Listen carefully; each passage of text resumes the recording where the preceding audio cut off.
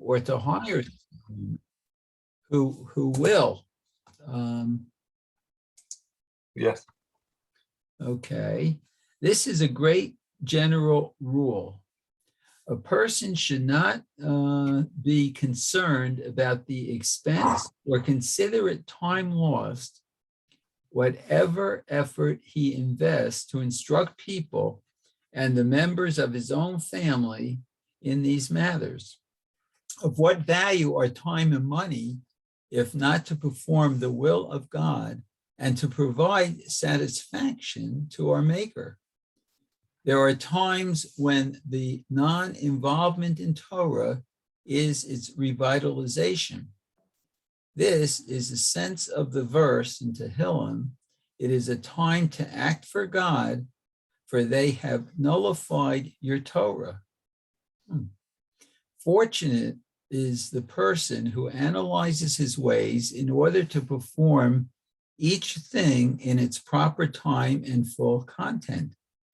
It is proper to make an effort with one's total strength to search in the holy books or to hear from sages the correct text of the blessings and the laws associated with them. He should record all these things and accustom himself in them until they become familiar to his lips. It is likewise appropriate for him to make an effort to be among those men who have memorized the blessings of bridegrooms, the host, and other similar types of blessings. How careful one must be in the blessing of the new moon, which is compared to the greeting of the divine presence. In truth, our sages noted from Brachot, it is discernible from a man's blessings if he is learned or an ignoramus. How good is it for a man to make every effort to know the explanation of the words of the blessings that he recites? One must pay attention to have the right intention for the blessings that he says. For it has been said, this is the Abarbanel on Avot, okay, a prayer or a blessing that is recited without proper intention is like a body without a soul. Wow. That's pretty. What is a body without a soul? It's not. Well, it's nothing, right? It's nothing, yeah, pretty. But You it's something, but it's not any. It's something, but not. I mean, I guess it is a body, but. But the body returns to the earth, right? So it's very interesting. When I was growing up, and I grew up in a conservative movement, the rabbi of the shul said that you should always read your prayers from the Siddur. Because if you have them memorized,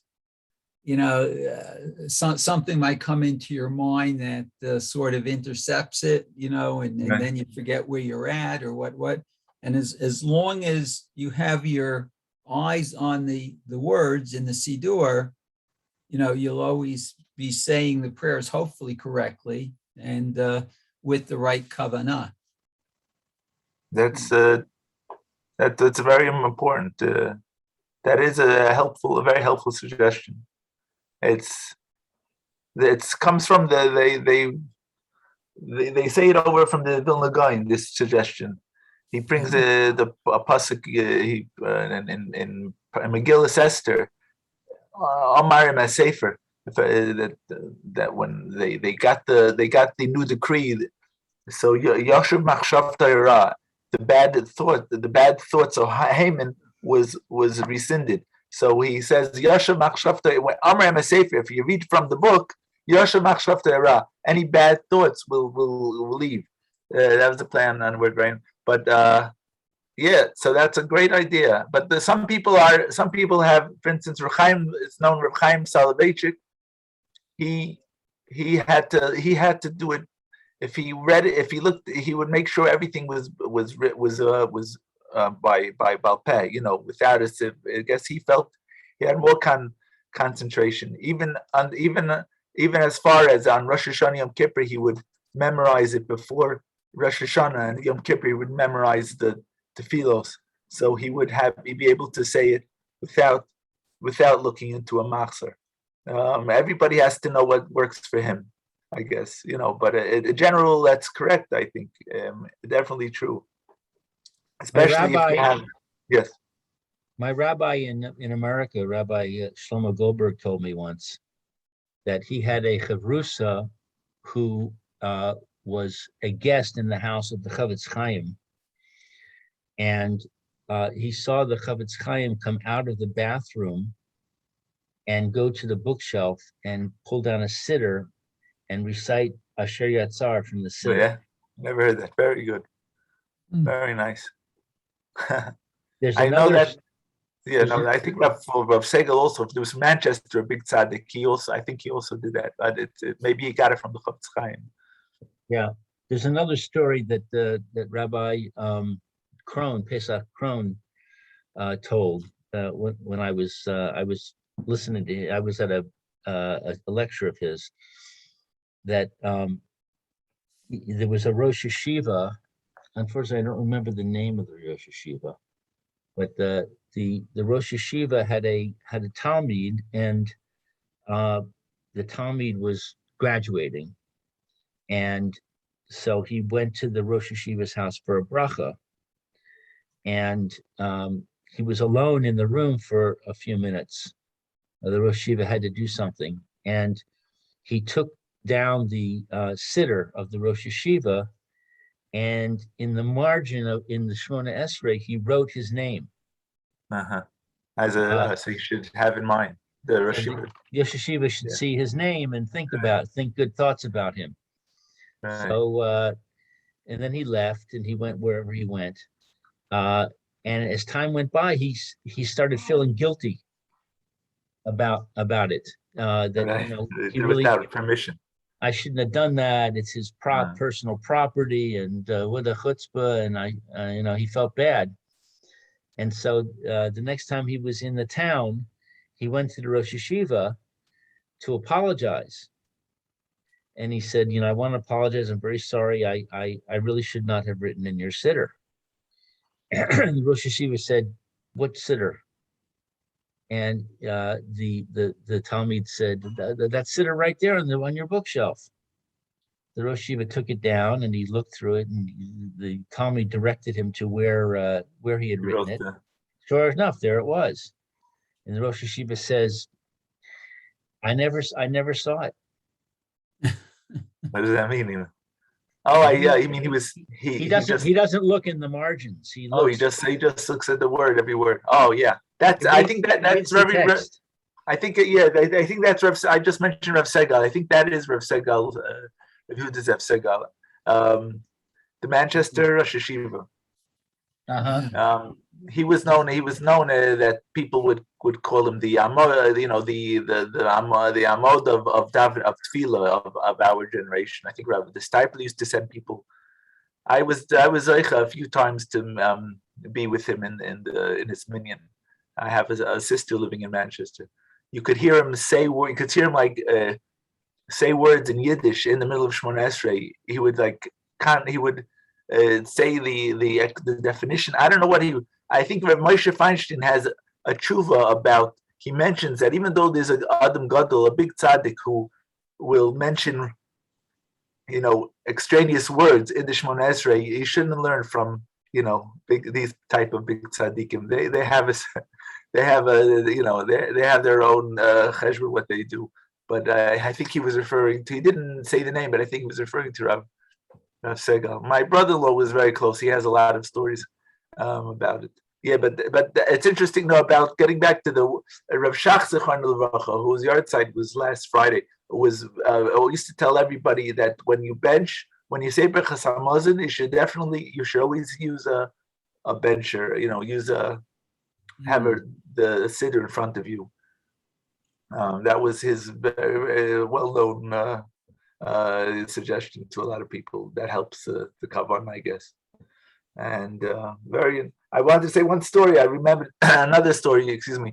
from All for the Boss, the book All for the Boss. Yes. That Ruchama Shane, she grew up in the East Side, and those days she went to public school, and her father was a big tzaddik, the Rabbi Yosef Yaakov Yosef Herman, and he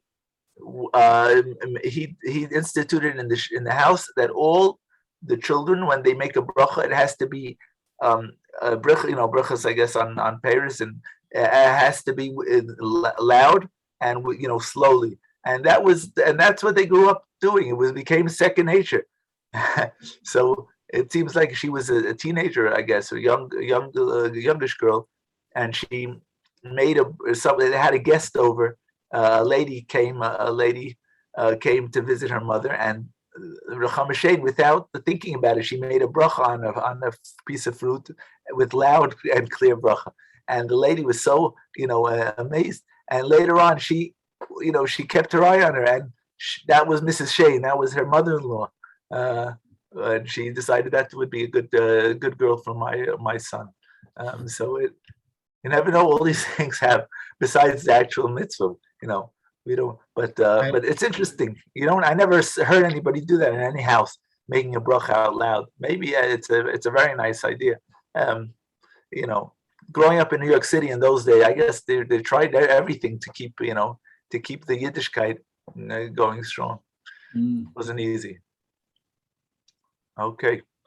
Anything else tonight? Very thank you. All very nice comments and stories, and very important rules here. He speaks very Pele Yoetz. I mean, this is not only about brachas. I guess he's going more into not just brachas on fruit, on brachas you make before eating. He's talking. I think he's getting into more into tefillas and everything. Every bracha we make has to be with the kavanah. I think that's where it's heading.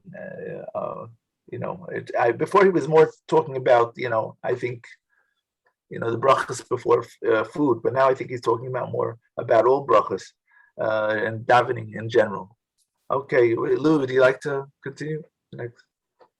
The primary worship of Hashem is the service of the heart, for Hashem demands the heart. Therefore, a person must make a supreme effort to have the proper understanding of the meaning of all words that emanate from his mouth, his prayers, blessings, and studies.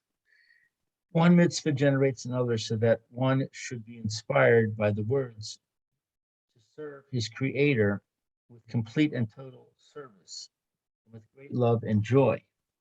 Consequently, he will not worship Hashem in an ambivalent manner, as in the way of many common people who, during their blessings, prayers, or studies, raise their voice to rebuke someone or to hint to something that they want, saying ay, ay, ay, in a flippant manner. If they would only imagine that by doing these reprimands and intimations, it is as if they were speaking a foreign language in the presence of a king. Shame would cover them, and great would be their disgrace and royal anger. Therefore, also in this regard, just a second, I got to let Roy in. In this regard, it is proper for a person to go to a sage that will teach him the prayers and blessings in his native language. He should not be embarrassed nor tire of the effort needed to be able to serve his creator a complete service. For this is the purpose of all of our existence. Very nice. I'm a little confused about what he's talking about when he says that he rebukes people. Ay, ay, ay. You know what he's talking about? No, I don't know. I mean, he said something about you're trying to get the attention of somebody. I guess he says you're manner. I don't exactly know, but yeah, I don't really get it. But the idea is that, a lot of times people who, now especially with people have these cell phones, even in the shul, in the cell phone, they someone calls them in the middle of davening, and they don't want to speak. They go making all these guttural sounds, and somehow to explain, answer the questions on the phone without speaking. So that also goes into what he's criticizing, right? If you be in front of the king, in front of a president, would you stop the conversation and start talking to somebody, or even make noises? It would be a tremendous disregard. That's right. So when I lived in Baltimore, I think this actually happened to someone in our congregation. He was davening, and I guess the phone rang. And I maybe thought it was important, I don't know. But all he kept saying to the other person on the other side was Yishtabach, implying that that's where he was at in his that he was davening, and that is where he was at. Right. So. I would think that, I would be much more concerned about the fact that people talk in shul than that they answer the phone or say I or anything else. I mean, people mamish talk. That's true. That's much worse, I think. Mm-hmm. You're right. I don't know. I mean, it could be Baruch Hashem. I know by the Sfardim they're well, he's going to talk about it later. I see across the next page he's going to speak about the Sfardim were known to be very careful in that regard over the years, and in their shuls. But he will talk about it. You're right. It's also true. They say over. I once had a friend. He said, there was a big Rebbe, the Barditchev, Levi Yitzchak Barditchev, and he would always he was known as the Sanageria for Klal Yisrael. He would always try to find a silver lining in whatever the Jews did. So when he once saw a famous story, he once saw a wagon driver. He was greasing the wheels. They had to grease the wheels or grease the axis of his wagon while wearing his talis and tefillin. Which is a very it's not just it's like imagine wearing a talis and tefillin and changing the tire on the road. So he looked up to Shemaim and he said, Rebbeinu Shalom. Even if they and he was davening also. This person, this wagon driver, was davening while he was doing work on his wagon. So he said, even while they're davening, they still, even when they're working, they still daven to you, even in the middle of all the work they're doing.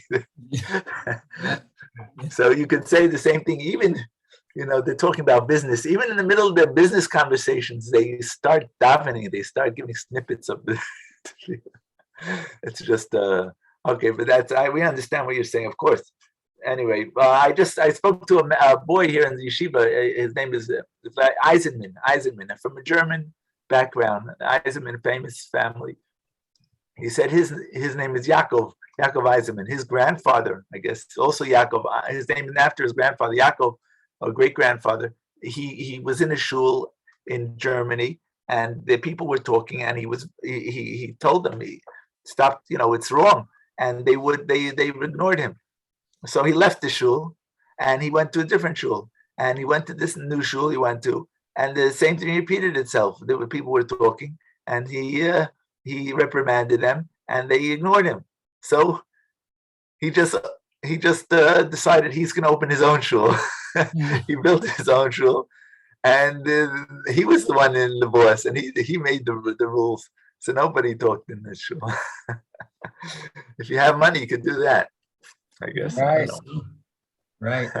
I've had that happen, where I've shushed somebody, and actually I've had it happen where I shushed somebody and they gave me a nasty look. Really? I was wrong. You were wrong. Like I was wrong. Oh, like you were wrong. Yeah. It's not easy, even though it says that a person has to, criticize and It's people don't do it so much nowadays. There are some people who do it, and some shuls even have some shul. There's one shul in my neighborhood where I grew up in Queens that the Rav was upset at the talking that the Shabbos morning people came to shul and the doors were locked. The doors were locked. He just locked the shul. Hi, how are you? He was upset that people were talking shul. So the next Shabbos, he locked the doors and to show people that he doesn't approve, and after, and I guess and then until then he opened the shul again. Some people didn't like it. Some people just left and they never came back. They weren't happy with that way of. But he was showing how much it means to him, and till today he makes all these in the middle of davening. He goes shh, very loud to stop people from talking. Rabbi Oldbaum, I don't know if you heard of him, Rabbi Noach Isaac Oldbaum. He's also a speaker. Gives a lot. Speaks very well. Anyway, okay, there he went. Bye. Okay. Anyway, next. Milan, want to continue, Mayor? Okay. But also, I was told one of the reasons why people put their talis over their heads while davening is sort of to prevent them, from looking around and getting distracted from their prayer. So it's sort of like I guess on a horse you have blinders, and Right, this that's true. keeps you directed towards your prayer book. That's a good point. Yeah. Next paragraph. So even a person who knows the blessings and their laws will sometimes have doubts of many different kinds in regards to blessings. All these matters require carefulness and diligence to either refrain from eating or to act in the most efficacious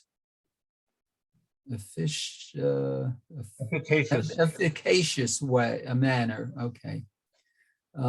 In order that one should not enter into a possible violation of benefiting from this world without a blessing, God forbid.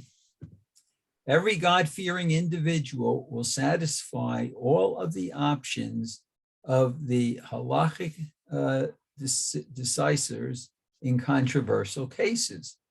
The man who desires total purity will act aggressively in order to never forget a blessing. He will establish signposts to remind him to bless, especially on the water that he drinks before his coffee, and the blessing for the discharge of bodily needs, etc. For this and similar devices, we say, fortunate is the man who listens to your commandments and whose Torah and divine word he places upon his heart. Right. That's from that's after Shema, before Shemona Esrei. Ashrei mi sheyishma mitzvosecha v'tzirascha v'baruch yosem al libo. Very nice words. Ashrei mi what is it? Ashrei sheyishma mitzvosecha, and the Torah and divine word places on his heart.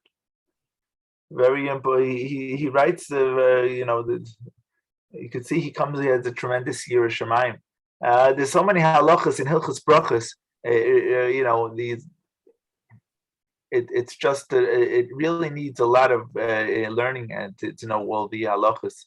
Really is a tremendous amount of halachas involved in brachos. So we don't have nowadays. People could just get Baruch Hashem. There's a wide variety of svarim in English and Hebrew that will be able to help him get all the halachas. Okay. Hi, Roy. He's frozen. Oh no. Yeah, he's having trouble with his internet, apparently. It's a little eerie seeing a person frozen like that. Anyway, But so that's it. So what else did you say? Well, we have to. There was a story of a person went up to Shemayim. He was a big chassid, a big tzaddik, and he was careful. And once he didn't have kavanah at the end of Avodat Zion, and he would fast. He fasted for many days to be tshuva on that until after after 120 he went up to Shemayim. And they said, yeah, you did tshuva on the bar on that thing that you did. But he said, he looked and he saw there was like a field full of little tiny dots, full of like little tiny flowers, like little tiny round and round circles and other little tiny, all different types of circles and square. He says, what is that? He says, this, you everything you did, you were a big chassid, but this was your problem, that you never learned how to the right way of the vowels and how to say the words correctly, and that caused all these little tiny all the nekudos, the nekudos which are under the letters. They all are like sitting there waiting because they were never said correctly. So that's what this field is, full of little tiny dots. Those are all the nekudos that you ignored, that you passed over in your lifetime, and they're all waiting. And so he had to do some sort of, the neshama needed a tikkun. But a person in the brachas, there's a lot of parts to brachas. There's the kavanah, the concentration, and there's the actual words, how to say it the right way. The Shem Hashem, to say it the right way. Sometimes a person says, I know there are people who say ad instead of adoy, the way nun. Some people say with a nun, with like a ni. They learned that way when they were a child. It just, it's important to know how everything is correct also in the pronunciation. That's all I'm saying. And that's it. We had when I grew up after my bar mitzvah, my house was the shul was between my house and my high school. So what I told the rabbi is that I would come to shul every morning, which of course he was very excited about. And there was a man who I don't think he was born in Europe, but maybe his parents were. And so he took turns leading the davening, that morning minyan. And when he pronounced his "u" like "e." Yeah. Maybe that's from where in Europe his parents or he came from, right. I don't know. But what was sort of annoying to me is that some people, and again, this might be out of ignorance, sort of under their breath were giggling about, the fact that he pronounced it this way, and where we grew up, we learned it as "u," Right. So you have to be very careful because that can also embarrass a person. That's true. It's just the way he learned, I guess, Hebrew. Yeah. I'm not talking. Of course, every place had their own pronunciation, and every place, you can't say this. I know when you're talking about the Poland or Galicia, they all said "e" for "u." There was, That's right. I mean, I grew up in such a shul. That was for me like normal. I mean, I didn't speak like that, but a lot of people have a hard time, like you said, getting used to hearing somebody pronounced that way. But I don't know. You're right. Everybody, listen. If you would all the gedolim I'm saying all the gedolei adar, a large majority of them didn't speak the way we spoke. I'm not even talking about the Sfardim. I'm talking about the Ashkenazim. I could give you names and names of people that everybody learns this farm day and night, and they grew up in Galicia where they said "e," and they said they didn't pronounce exactly the way you pronounce. Right. They weren't Hasidim. That's what how they spoke in that part in that area. The Prima Godim. Who doesn't learn the Prima Godim? The K'tzais, the Nesivis. Yeah, the Gedolei Olam. They all were from Galicia. I'm sure they all said E instead of U. I mean, who you're going to correct them? Yeah. No way.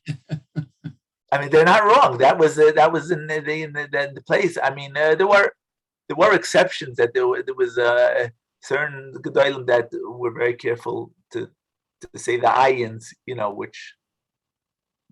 which we're not accustomed to saying. Right, It was Reb Nosson Adler, which was the Rebbe of the Chassam Sofer. He would say the ayins, and he would daven like I think the nusach more like the Sfardim. I mean, a certain way, like the Sfardim, to make sure everything was, the vowels. There was somebody in my yeshiva. He had a brother who wrote a whole sefer on it. Yeah, Safa Bressler, Safa Brewer, he called it, to go back to the certain missing letters that we don't pronounce correctly. For instance, ayin, the ches. Why is ches and chaf the same? They shouldn't be the same. The ches should be more maybe guttural. And he went to Rabbi Yaakov Kamenetsky, and he said, "Can I have askama?" I said, "Sure." I mean, they knew each other from the bungalow colony, and you want askama? No problem. And he wrote him askama, and in it he wrote, "This is the right way of talking." So he said, someone who asked me, "Are you telling me that the Chadushi Harim didn't get, was not Yoetz to the Kriya Shema because the Chadushi Harim spoke, Yiddish, spoke Hebrew like the Hasidim?" That's so Rabbi Yaakov Kamenetsky. This is all what he wrote in the Haskama. Yeah. Rabbi Yaakov Kamenetsky said two answers. Either he was definitely Yoetz b'diavad because or even if, but we don't know what he did in his privacy of his home. Maybe in his home he did before he went to the shul. Maybe he said over Kriya Shema the way, the right pronunciation, the way with all the ayins and chafs. We just know what he did in the shul, which he followed the regular minhag. But I don't say ayins, but I know a lot of people say the ayins, with a little bit of, or the ches and the chaf. But what you were saying about, definitely there's no reason to. I mean, this was a tremendous amount of Klal Yisrael over the thousands of years, and nothing to do with Hasidim. It has nothing at all to do. The Litvish also say funny ways, and the Litvish say they have the way they don't say, the how do they say the words? The shin. Some of them don't say shin. Everything is sin. Or the oy is a, oy is, they say teira, yeah. Oh yeah. Teira. That's they said it. What you could do. It's all right. Whatever you daven, I'm sure. I mean, I'm not the one in charge, but anyway. Hashem understands. Hashem listens, right? But they say that Teimanim have a lot of the, they have the best. That's what people say. A lot of them Asir is correct. The certain way they pronounce, which is in some way, in the is like the Ashkenazim, like they say Torah, Ra. They don't say Torah like the Sephardim. They say a real kametz. They say kametz means the mouth is closed. If the mouth is closed, kametz means to restrict, constrict. That means you're not saying is when the mouth, that's a patach. Patach means the mouth is open. Kametz means the mouth is restricted, it's constricted. That means it should sound like interesting, but that's a whole, that's also a whole any world out of dikduk and pronunciation. Anyway. Okay. Roy, hi. Hello. Hello, how are you? Sorry, I have a poor connection and I managed to get through with my phone. May I ask where are you? Which paragraph? Yes, would you like, we were on page 83 in Pele Yoetz. Okay. Thank you. 86. 86? Oh, 83. 83. Unless you have a different volume, the last paragraph on 83, we're at. Yes, we, Okay. which, Uh, what, I'm sorry. oh, you have, yeah, would you like to read the last paragraph? Roy, would you like to read the? Okay, thank you. There are many common people who know that one should say a blessing, but their blessing is invalid because they skip words and letters. They, in effect, are doing two evils. They benefit from the world without a blessing, and they mention Hashem's name in vain. This is a fruit of quickness, which is a dreadful sickness. Even if the person says the entire blessing, his shame and divine anger are enormous, for he addresses the King of Honor with a snatched blessing. This is not an act of blessing Hashem, but one of dishonoring him. Fortunate is a man who fears God, who totally commits himself and makes a courageous effort to make all of his blessings in a loud voice, letter by letter, word by word, deliberately and with joy of heart. Oh, beautiful. Thank you. Very nice. I like that English accent. It's It sounds Australian. much, I'm sorry? It's Australian. Australian, sorry. Okay. Okay, you're right, Australian. South, yeah, that's right. Uh, But very yeah, he said you have to realize we're talking to Hashem, and it's not, it doesn't you know, everything every word you say is you know, it was on the elevator. There was they have every day like a little I don't know if you don't have elevators, and maybe you don't have in your building. We have in our building like a thought of a day, something like that in Hebrew. A nice little story or something from a tzaddik, or maybe the yard side of this tzaddik. So they mentioned something. So they had a few days ago a certain Rebbe who was in Eitz Chaim, in the yeshiva in the cheder of Yerushalayim. You know, it still exists, but Eitz Chaim, you know, there are a lot of chadorim. But back then, that was the Eitz Chaim was the cheder, I guess, for the Ashkenaz, for the more Perushim. And the Rebbe would say, when the boy would make a bracha, the Rebbe would make the class stop the classroom talking and say, "Little Yankel is talking to HaKadosh Baruch Hu. Let's all be quiet." And that's how he got them to you know, to think about what that when a bracha is not just in the air, you're talking to Hashem. That's right. This is also a problem with davening. I found here in Eretz Israel, davening is awfully fast, and in many shuls. And to me, they're skipping words or mispronouncing. But they do this for the brachas as well. Which is our topic. This is not good at all. Oh, yeah, this is a problem. I mean, yes, it's very hard, especially if you grew up some other place and you come to somehow it's hard to get accustomed to the whole different style here.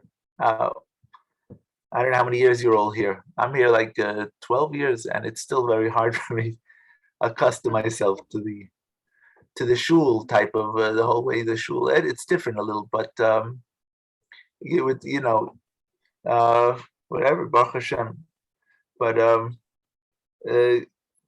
what do you call it? How many years? You're all here for many years? I'm the same as you, about 12, 13 years. Yeah. You have to find your shul a nice place. Sometimes it helps. Maybe you know, there's a lot of different. That's one thing, we have a lot of shuls all over the place. So you might just, I don't know. I'm not telling you what to do. We could maybe find another place if really it's sometimes. Yeah. And then this is. I'm sorry. Not so simple. Not so simple. That's right. No, it's not simple at all. It's not. If you know, if it's better. Once someone said Vart that a person, it says a person who after 120, they say a person who was Kovei Makom L'Tfiloso, a person who had his place in the shul, Kovei Makom L'Tfiloso, which means he's davening in the same place all the tefillas.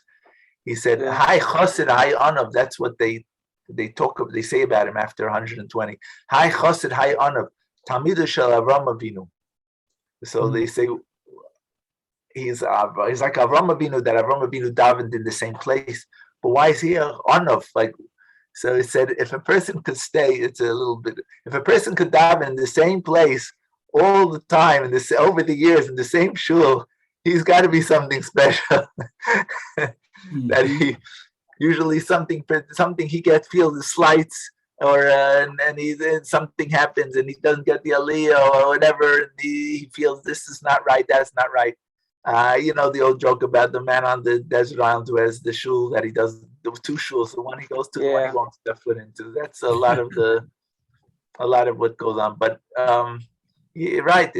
You're right. Not everything is perfect, and fortunate is the person who finds a place that he's happy in. Baruch Hashem, he could daven well, and the main thing is if you have your place, you could daven. You don't have. It's not.